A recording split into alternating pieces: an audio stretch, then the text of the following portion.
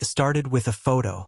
I was sitting on the back porch of our house in Naples, Florida, the warm breeze rolling in from the Gulf, rustling through the palm trees. The sun was just dipping below the horizon, throwing streaks of pink and orange across the water. Normally, it's the kind of view that makes you feel lucky. But that evening, I felt uneasy, like something was waiting just out of reach, just beyond the light. I'd been scrolling through my phone half distractedly. Nothing important. A couple of work emails, one from a buddy inviting me to a fishing trip I probably wouldn't take. And then there it was, an email from my brother, Jake. No subject line, just a single sentence. "Bro, you seeing this?" Attached was a photo. Took a few seconds to load, and I wish it never had. There she was, Cassie, my wife of 8 years. Stunning as ever, smiling like she didn't have a care in the world. She was wearing a revealing teal one-piece swimsuit, the kind I hadn't seen her wear since our honeymoon. Around her stood a group of men, all in their mid-30s to 50s, decked out in expensive sunglasses, tan skin, relaxed postures that screamed old money and too much free time. And then there was him, tall, silver hair, teeth so white they glowed even in the sunlight. He had one arm draped around Cassie's waist, fingers resting on the curve of her hip like they'd been there before. Cassie wasn't pulling away. If anything, she looked like she was leaning in. I knew the backdrop immediately. That yacht wasn't just any yacht. It was Brent Carson's yacht. I'd seen photos of it online, on promotional materials for Cassie's nonprofit.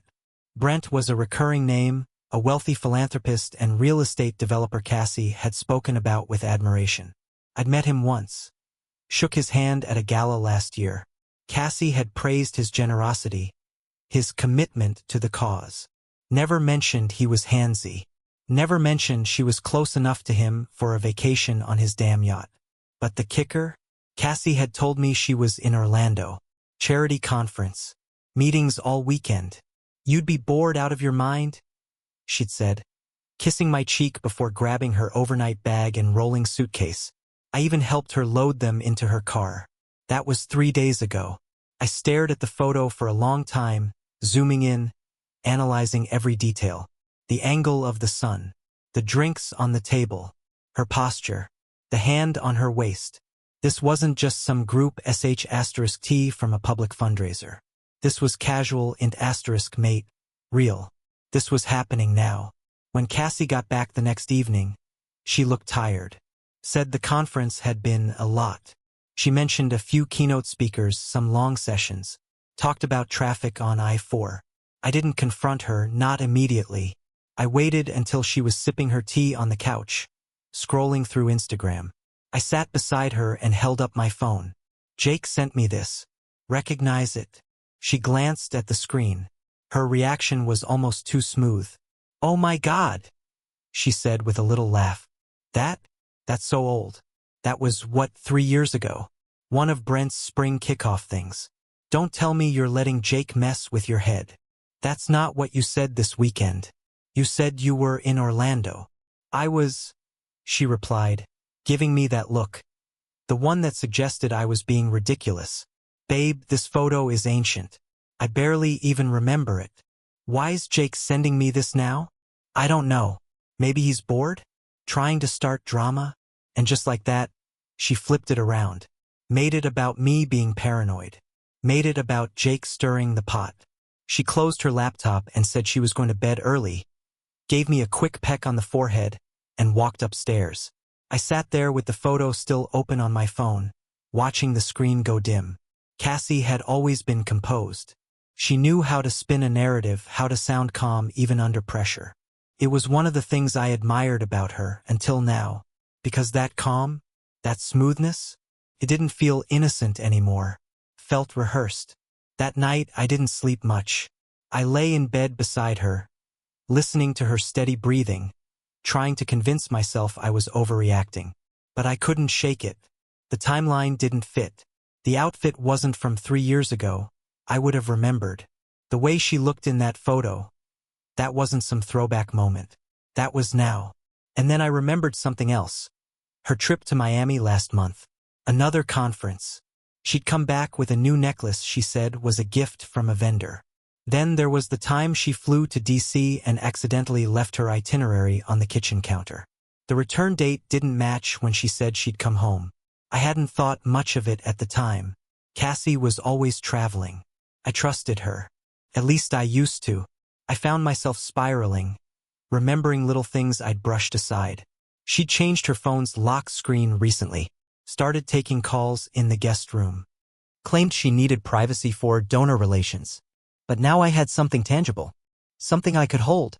I forwarded the photo to myself, saved it to a secure folder. Then I started looking. Every trip she'd taken in the last 6 months. Credit card statements. Her calendar. The private Instagram account she didn't think I knew about. And suddenly things started to fall into place. I wasn't ready to say it out loud, not yet. But deep down I knew. I knew something was wrong. This wasn't just a one-time lapse or a misunderstood photo. This was a pattern. Cassie thought I just let it go. But she didn't know I'd already started watching. Once I saw the photo, I couldn't unsee it. And once I started looking, I couldn't stop. It's wild how fast your mind starts rewinding when something finally breaks through the surface. Like pulling a single thread and watching the whole damn sweater unravel. That night, I lay awake, staring at the ceiling, and all I could think about were the signs I'd ignored. Not missed, ignored. Because the truth is, they were always there. I just didn't want to believe what they were pointing to. Cassie used to leave her phone on the nightstand. Then one day it started following her around like an extra limb. Into the bathroom. Into the guest room. To the garage.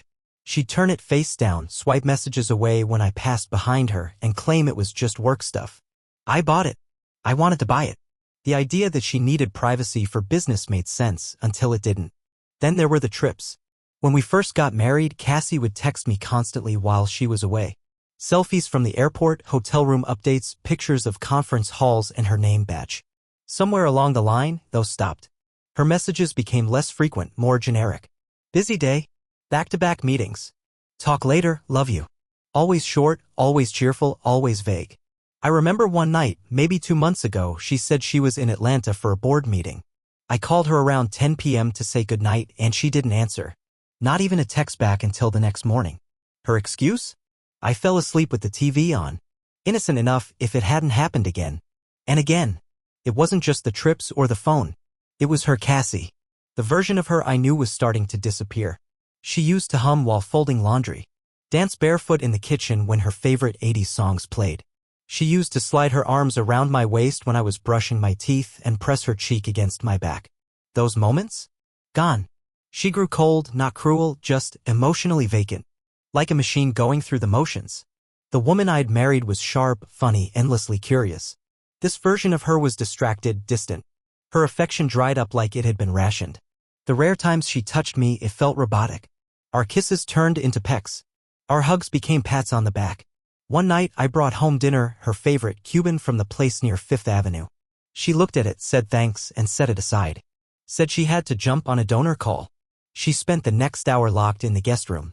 When she came out, the food was cold and she said she wasn't hungry anymore. Another time, I woke up around midnight and realized she wasn't in bed. I found her asleep on the couch. I asked why. She muttered something about not wanting to wake me, then rolled over. But the biggest shift? The guest bedroom. A few weeks before the photo surfaced, she started sleeping there regularly. I'm tossing and turning too much, she claimed. You need better sleep. I told myself she was being considerate. That maybe she was tossing and turning. Maybe she just needed space. But then I found the charger missing from her nightstand. Her robe gone from the hook on our bathroom door. Little things. I opened her drawer once to grab something and saw new lingerie tags still on. I hadn't bought it. When I asked about it, she laughed. Oh, that? A sample from a vendor for the foundation's gala swag bags. She was always quick with the answers. New jewelry showed up in her collection, rings and earrings she never mentioned buying. When I asked, she said they were gifts from sponsors or last season's finds from an outlet. A new handbag appeared on our coat rack with initials on the zipper, not hers. I didn't ask about that one. I just stared at it for a while and walked away. I started paying closer attention to our finances. Cassie had her own accounts, always had. We kept things partially separate for simplicity. Her foundation work was full of reimbursements and project budgets. But recently she started moving money around. I noticed a few odd charges, private car services, luxury spa treatments in cities she hadn't told me she was visiting, even a payment to a boutique hotel in Miami. She'd said she stayed at the Hilton. Even our home felt different. The house was cleaner, more staged. Furniture kept shifting like it was being arranged for someone else's approval. One time I found a half-empty bottle of red wine on the patio. Cassie doesn't drink red. Not anymore. Said it gave her headaches. Then came the neighbors. They started looking at me differently. Not overtly. Just longer glances. Shorter greetings. A couple of them would wave and quickly turn away like I reminded them of something uncomfortable. One evening, our neighbor Lydia stopped by to drop off a package that had been misdelivered. She handed it over, looked at me with a strange softness, and said, "Hey Carter, just know you're a good man." That was it. No explanation. She left me standing there, package in hand, confused and slightly chilled. At some point, I began checking Cassie's social media, not obsessively, just often. It used to be full of us. Beach days. Road trips. Candid sh*ts at home, captions full of inside jokes. Lately? All gone. Scrubbed. Every post was just her solo sh*ts at events, vague captions about growth, resilience, owning the journey. Photos of champagne glasses, filtered sunsets, and cryptic one-liners like, "Not everything broken needs to be fixed." I remember staring at that one for a long time. I showed it to Jake, and he didn't say a word. Just handed my phone back and shook his head. I wasn't ready to confront her. Not yet. I needed more than gut instinct and hunches. I needed clarity. But the more I watched, the clearer it became. Cassie wasn't slipping away, she had already gone. She was building another life in the shadows of ours, and I had been too blind or too trusting to see it. So I started documenting. Not like a maniac. Quietly, methodically. I began writing things down: dates, times, receipts. I took photos. Synced our shared calendar to a private one where I logged discrepancies. I even started backing up our home security footage, something I'd never cared about before. I wasn't trying to play detective. I was just trying to confirm what my heart already knew but my brain refused to admit. Cassie wasn't coming home from something. She was returning to me like a pit stop. I wasn't the partner anymore, I was the alibi. And the hardest part? I still loved her. Even while the doubts stacked like bricks in my chest, I still wanted to believe there was a version of the story where she came back to me and said, "I'm sorry. I got lost." But deep down, I knew I was clinging to someone who had already let go. The truth doesn't always explode into your life like a movie climax. Sometimes it sneaks in quietly, already dressed, already seated, sipping from your favorite mug. It had been about a week since the photo. A week since Cassie sat on our couch, lied to my face, and went to bed like nothing happened. A week of nodding, smiling, and pretending while I collected every scrap of inconsistency she left in her wake. I told myself I wasn't going to confront her until I had something undeniable. Not just for my peace of mind, but because I knew Cassie. She was smart, quick on her feet, and had a way of twisting half-truths into complete narratives. I needed something she couldn't talk her way out of. Turns out that something came from an unlikely place, the gym. Cassie had told me a few weeks back that she was joining a new women's wellness club downtown. Not just a gym, she explained, but a holistic fitness space with hot yoga, steam rooms, and workshops on mindfulness. She even brought home a branded water bottle and a sleek little welcome packet. "They don't allow drop-ins," she said. "It's members only. Real exclusive." I didn't question it. Why would I? Cassie always had new health kicks. Keto for a month, then vegan smoothies, then Pilates, then back to cardio boxing. I used to joke that she collected gym memberships like some guys collect baseball cards. But after the yacht photo, I started wondering. I asked where the club was and she rattled off an address downtown, right off Duval. I made a note of it. That Saturday, I drove by. No sign, no signage, no building that even remotely looked like a gym. Just an old stone facade with blacked-out windows and a buzzer at the door. I circled the block 3 times before finally pulling into a lot across the street. Then I saw it. A black SUV pulled up, slowed to a stop. Out stepped Cassie, hair in a high ponytail, leggings tight and high-waisted, gym bag slung over one shoulder. But she didn't head toward the door she claimed led to the fitness club. She crossed the street, walked a few paces, and stopped in front of a modern office building with smoked glass windows. The passenger door opened. A man stepped out. Tall, tan, designer watch catching the sunlight. Navy blazer over a white tee, expensive loafers with no socks. He smiled when he saw her, and she smiled back. Not the smile she gave me when I asked how her day was. No. This one was slower, softer, genuine. And then he took her hand. Just like that, in the middle of a city block, they walked hand in hand like a couple out for brunch. No hesitation, no fear of being seen. like they'd done it 100 times before. I stayed frozen in my car, breath caught in my throat. I didn't even reach for my phone. I just watched. They walked toward the building's side entrance, paused at the door, and he leaned in. Not a quick kiss. Not a peck. He pressed her back against the glass door, cupped her face, and kissed her like he owned that moment. Like he owned her. She didn't resist. I drove away before I could do something stupid. Back home, I sat in the driveway with the engine running, trying to calm my heartbeat. That's when I remembered Cassie had mentioned that the gym had an app, one that tracks check-ins. I didn't have access to it, but our home router logs all device connections. A while ago, I'd set it up to store backup pings from any smart device tied to our network. Cassie's phone was still registered. I pulled up the admin console from my laptop and started checking timestamps. Every time she claimed she was checking in at the club, her phone had either been offline or pinging from unfamiliar locations across town: office complexes, hotel parking garages, retail plazas. None of them near the address she gave me. I started mapping them out one by one. Most of them formed a rough circle around downtown. One in particular came up more than once: a luxury apartment complex called the Mirador. High-end, high-security. Full of upscale amenities. One of those places where people lived part-time, usually when they didn't want to be found. I was done speculating. The next day, I called a friend of mine who worked private security before moving into corporate investigations. His name was Dean, and we'd fished together once a year since college. I told him everything from the photo to the sidewalk kiss. He didn't act surprised. Just asked for details. Look, he said, you don't need some tabloid-style scandal. You need timestamps, locations, a visual timeline. You want proof? I'll get you proof. It didn't take long. 2 days later, Dean texted me a link to a cloud drive. Inside were 3 short video clips and a set of still photos. In one of them, Cassie stepped out of the black SUV wearing the same white blouse I'd seen hanging in our laundry room the day before. A man opened the door, him again. The same guy from the street corner. This time, they weren't kissing in public. They were slipping into a private elevator inside the Mirador. Another video showed them in a cafe downtown, seated in a corner booth. He reached across the table and tucked her hair behind her ear. She laughed. Not her polite gala laugh, but the laugh that used to be reserved for me.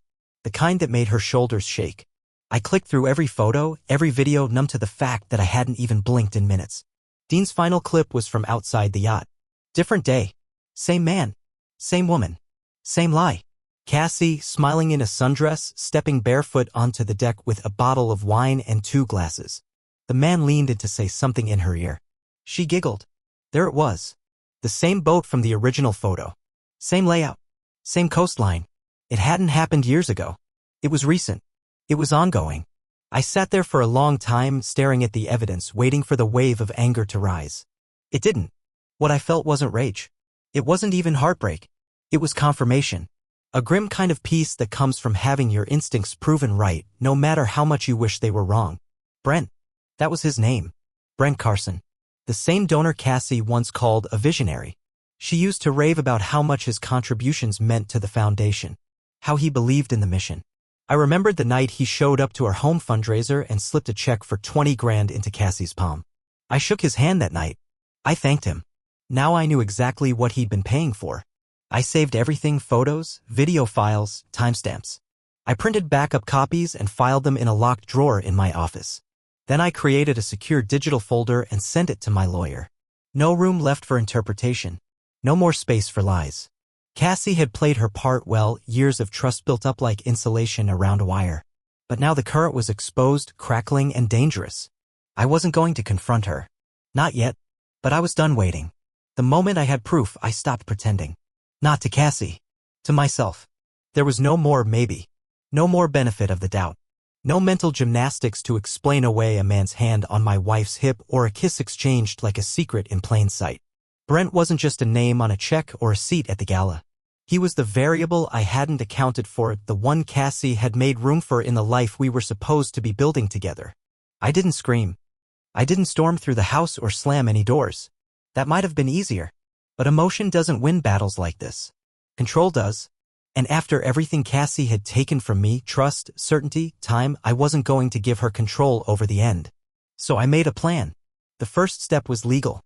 I called my attorney, Marcus Tran, a quiet, razor-sharp man who didn't waste words and never blinked twice at ugly truths.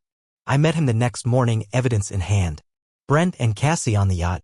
Brent and Cassie downtown. Brent and Cassie in a luxury elevator, walking like they had nowhere else to be and no one else to answer to. Marcus reviewed the footage without flinching. "You've got everything you need," he said, sliding the laptop back across the table. "We can file fault-based adultery. You'll want to keep your name clear of hers going forward, no commingling of property or accounts. Start moving assets now. Quietly." That word, quietly, became my new mantra. Over the next week, I became invisible in my own life. Not absent, just watchful, calculating. I shifted my assets step by step like a chess player who'd finally seen the board for what it was. The house was mine before we got married.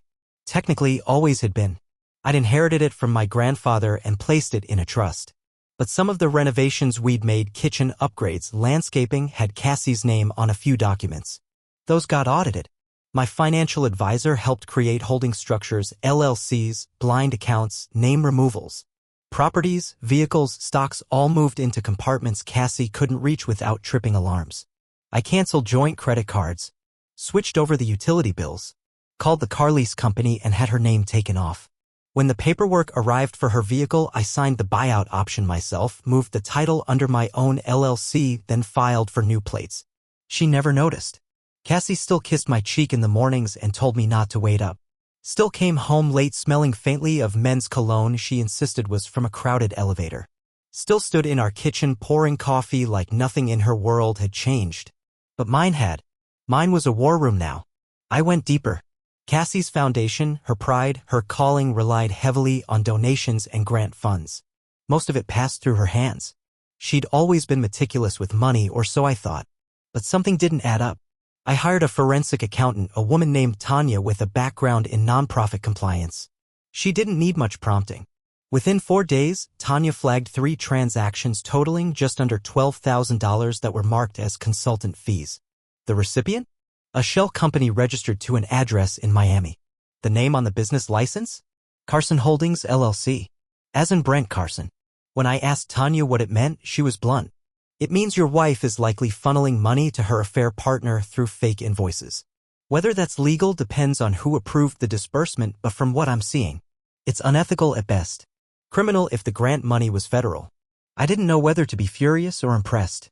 Cassie hadn't just betrayed our marriage. She'd compromised her entire career for him. I compiled it all. The yacht photos, the handholding, the financial transfers, the foundation irregularities. The GPS logs from her car's tracker, installed months ago during a recall service she never even noticed. I packaged every bit of it into a secure folder and handed it off to Marcus. He asked me again if I was ready to file. "Not yet," I said.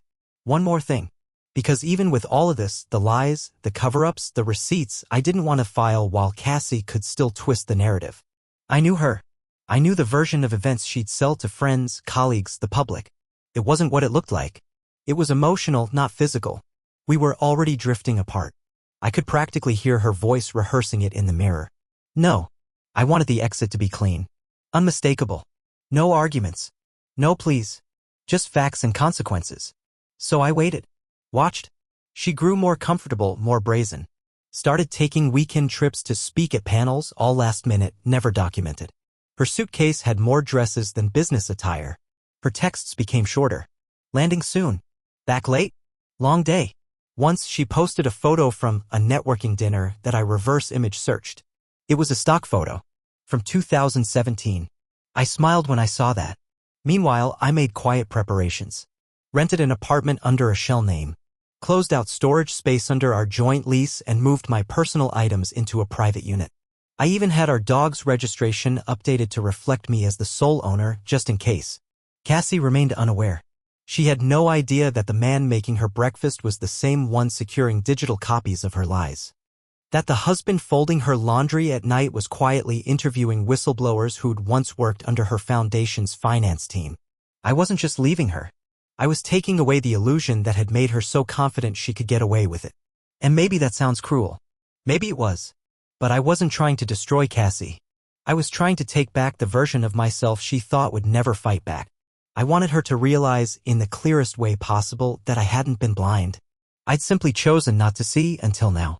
I remember the last night we sat on the back porch together. She had a glass of wine. I had water. She talked about some upcoming gala in Tampa, how she might be out of town the entire weekend. I nodded, smiled, asked if she needed a ride to the airport. She looked over at me, a flicker of guilt in her eyes, maybe imagined, maybe real. No, she said softly. I've got it covered. I bet she did. The next morning, Marcus filed the divorce papers. Cassie didn't know it yet, but by the time she stepped off her flight on Monday morning, everything she thought she had would be gone. Her name off the house. Her name off the accounts. Her future no longer tied to mine. And in its place, a single envelope waiting on the kitchen table. Monday came like a whisper. No thunder. No grand reckoning. Just silence. The night before, I walked through the house one last time. Our house. Except it didn't feel like ours anymore. It hadn't for a long time. The walls were the same, the furniture still in place, but the energy, the spirit of it was hollow. It had become a stage. A set piece Cassie and I performed on, pretending to be something we weren't anymore. I left everything in its place, just a little different. A drawer half open. A photo turned face down. Subtle clues that something was off. That shift was intentional. I wanted Cassie to feel it the moment she walked in. I wanted her to sense that the air itself had changed. On the kitchen table, I left 3 things, an envelope, a ring, and a flash drive. The envelope held the divorce papers. Served electronically that morning, but I knew Cassie would claim she didn't see the email. She always needed a physical trigger, a moment that couldn't be dodged. So I gave her one. Clean. Stark. No sticky notes or explanations. Just her name typed on the top, filed under a case number. The ring? That was for symbolism. Mine, not hers. I hadn't seen hers in weeks. She said she took it off to shower and forgot to put it back on. That was her go-to excuse. Now it sat on the wood grain, gleaming under the morning light. Not as a plea. As punctuation. The flash drive contained everything, the photos, the timestamps, the tracking logs, the payments to Brent's shell company. Screensh *TS of text threads with him. Hotel confirmations sent to her email. Footage from outside the yacht. And, at the very end, a scanned note from her foundation's board chair stating concerns about the misuse of grant funds. I labeled the file simply, Truth. When she walked through the front door around 11:15 a.m., I wasn't there. The house was quiet. I'd turned off the security system remotely. She didn't even notice. She dropped her bag by the stairs, kicked off her shoes, and called out my name. Carter. Nothing. She walked into the kitchen, probably expecting me to be making lunch or halfway through a workout. Her usual routine was to reappear like a magician, as if she hadn't just spent 3 days working in a city she never actually visited. I knew the itinerary was fake. The flights were never booked. Her Instagram post was a filtered *T from an entirely different trip. She found the table, the envelope, the flash drive, the ring, and just like that her show ended. I don't know how long she stood there. I wasn't watching. I didn't need to. What mattered had already happened. Every question I hadn't asked. Every lie I hadn't called out. Every hour I'd spent waiting for her to be who she used to be, it all boiled down to that table. To what I left behind. She tried to reach me, of course. Called twice that afternoon. Straight to voicemail. Then texts, long ones. First confusion, then denial, then rage. Then silence. I didn't reply. I'd already said everything that needed to be said. And I didn't need to be there for her unraveling. I stayed at the apartment I'd rented under the holding company. It was sparse, just a couch, a mattress on the floor, and blackout curtains. But it was mine. It smelled like paint and fresh wood, not like her perfume or the cologne that clung to her clothes. I made coffee. Sat on the balcony. Let myself feel the weight of freedom. Later that week, Marcus confirmed she'd responded through her lawyer. She was shocked. Claimed she hadn't seen it coming. She expressed concern about her financial future. Claimed some of our joint assets were entangled, though they weren't. Marcus handled it. A day after that, the foundation issued a statement. A vague one. Operational audit pending. Internal review in progress. No comment at this time. I didn't leak anything. I didn't need to. That wasn't my war to fight. One evening, I drove past the house. The porch lights were on. Her car in the drive. But the windows were dark. No music. No movement. The home we once built was already becoming a mausoleum of the life we no longer had. She tried again. A letter this time. Handwritten. Mailed to the office address I'd stopped using. The envelope was thin, but the words inside were heavy. Carter, I don't know what to say. I can't pretend I didn't make mistakes. I don't expect forgiveness. But I need you to know that I never meant to hurt you like this. I don't even recognize the person I became. I don't know why I let things go so far. I was lost, and I dragged us both down with me. The flash drive, I saw everything. I don't blame you for walking away. I just wish I could explain who I was before I became someone else. Please take care of yourself. Please know that you were never the problem. Cassie. No apology. No real ownership. Just regret dressed as reflection. I didn't write back. There wasn't a single sentence she could write that would put the pieces back together. We weren't broken, we were dismantled. Systematically, over time, by 1,000 selfish choices disguised as needs and exceptions. The sale of the house went through a month later. I didn't return for the final walkthrough. She signed the papers through her lawyer. The money from the sale went to me.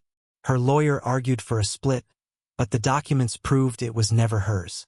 Just like the SUV. Just like the stocks. Just like the name on the deed. There was a moment in all of this where I expected to feel some rush. Some vindication. I didn't. The real victory was silence. No yelling. No confrontation. Just stillness. Cassie tried one more time. Showed up at the gym where I'd started working part-time again. Same place we used to train together. She waited until I was walking out with my bag slung over my shoulder, earbuds in. She looked different. Not bad. Not broken. Just faded. Like something had turned down the contrast on her life. She stepped forward.